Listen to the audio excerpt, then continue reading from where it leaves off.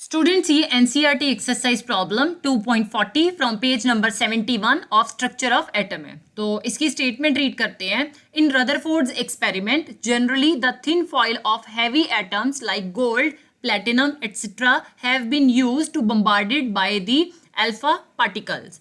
If the thin foil of light atoms like aluminium, etc. is used, what difference would be observed from the above results? ठीक है, इन्होंने बोला है कि जो रदरफोर्ड का एक्सपेरिमेंट था उसमें मेनली ये थिन फॉइल ऑफ, ये जो हमारे पास गोल्ड फॉइल ली गई है, ये thin foil of heavy atoms इन्होंने यूज की है, जैसे कि गोल्ड और प्लेटिनम. ठीक है, इस पे अल्फा पार्टिकल जो है वो बम्बार्ड किए गए हैं, राइट. और अगर हम इसे थोड़ा सा रिप्लेस कर दें, दैट मीन्स कि ये जो हैवी पार्टिकल्स और हैवी एटम्स हमने यूज किए हैं, इसकी जगह पे कोई लाइट एटम यूज कर लेते हैं जस्ट लाइक एल्यूमिनियम, तो हमारे पास जो रिजल्ट ऑब्जर्व होंगे उनमें क्या डिफरेंस आएगा, राइट. तो अगर हम बात करें गोल्ड की, ठीक है, तो गोल्ड का जो एटॉमिक नंबर आता है दैट इज 79. ठीक है, अब 79 का मतलब क्या है कि इसमें नंबर ऑफ प्रोटॉन्स जो हैं ये हमारे पास 79 होंगे,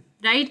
तो जब भी alpha particles, obviously alpha particles जो हैं दैट आर हीलियम 2 4, ये हम इस गोल्ड फॉइल पे स्ट्राइक करेंगे. अब गोल्ड जो है इसका न्यूक्लियस काफ़ी हैवी होता है, राइट. अगर हम न्यूक्लियस की बात करें तो इसका न्यूक्लियस जो है उसमें 79 प्रोटॉन्स प्रेजेंट होंगे. तो जब भी अल्फा पार्टिकल्स जो हैं इससे स्ट्राइक करेंगे, आधे तो जो डायरेक्टली इन प्रोटॉन से स्ट्राइक करेंगे वो डिफ्लेक्ट बैक कर जाएंगे, मतलब कि एक मेजर एंगल के साथ डिफ्लेक्ट हो जाएंगे, कुछ स्मॉल एंगल के साथ डिफ्लेक्ट हो जाएंगे, जैसे यहाँ पे दिखाया गया है कि जो तो न्यूक्लियस का खाली पार्ट था उसमें से अल्फा पार्टिकल्स सीधे सीधे पास ऑन हो गए हैं. लेकिन जहां पे हमारे पास प्रोटॉन प्रेजेंट थे, तो जो अल्फा पार्टिकल्स प्रोटॉन के साथ सीधे स्ट्राइक किए हैं वो एक मेजर एंगल के साथ डिफ्लेक्ट हुए हैं. ठीक है, जो थोड़ा सा स्ट्राइक किए हैं वो थोड़े से छोटे छोटे एंगल्स के साथ डिफ्लेक्ट हो गए हैं, राइट. लेकिन अगर आप इसकी जगह पे एल्यूमिनियम यूज करते हो, राइट, एल्यूमिनियम से क्या होगा, एल्यूमिनियम का अगर हम एटॉमिक नंबर देखें तो it is 13, right. That means कि जो नंबर ऑफ प्रोटॉन्स इसमें प्रेजेंट होंगे वो कितने होंगे, वो 13 होंगे.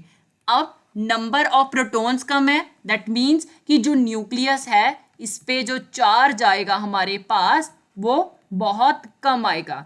तो इससे डिफ्लेक्शन जो है वो बहुत कम होगी. डिफ्लेक्शन कम होगी तो इससे हम अप्रॉक्सीमेटली निग्लिजिबल भी मान सकते हैं. दैट मीन्स कि हमारे पास रिजल्ट्स जो हैं वो ऑब्जर्व ही नहीं होंगे. ये हमारे पास हमारे क्वेश्चन का आंसर है. ठीक है, तो इसमें क्या कह रहे हैं कि in Rutherford's experiment heavy atoms have heavy nucleus. हमने अभी बात की है कि गोल्ड में हमारे पास नंबर ऑफ प्रोटॉन्स 79 आते हैं, राइट. तो 79 प्रोटॉन्स जो हैं वो बहुत ही हैवी न्यूक्लियस बनाएंगे जिससे कि बहुत ज़्यादा पॉजिटिव चार्ज आएगा.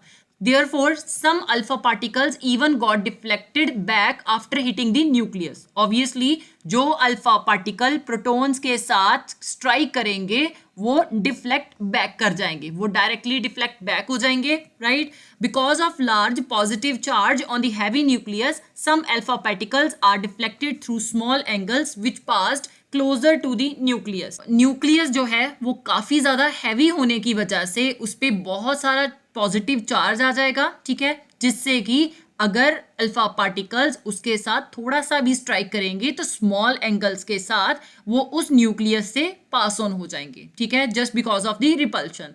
अब अगर आप लाइटर एटम्स ले लेते हो, however if lighter atoms are used there nuclei will be light. अगर हम लाइटर एटम यूज करते हैं तो उसका जो न्यूक्लियस होगा वो भी लाइट होगा, दैट मीन्स कि वो भी हल्का होगा, and they will have small positive charge on the nucleus. Obviously aluminium की बात कर रहे हैं तो इनमें जो नंबर ऑफ प्रोटॉन्स प्रेजेंट होंगे वो भी 13 होंगे. As a result, the number of particles deflected back and those deflected through small angles will be very very small. अब डेफिनेटली इसमें जो नंबर ऑफ प्रोटॉन्स हैं, ठीक है, उन पे पॉजिटिव चार्ज तो होगा, तो जो भी अल्फा पार्टिकल इनके साथ स्ट्राइक करेंगे वो डिफ्लेक्ट हो जाएंगे.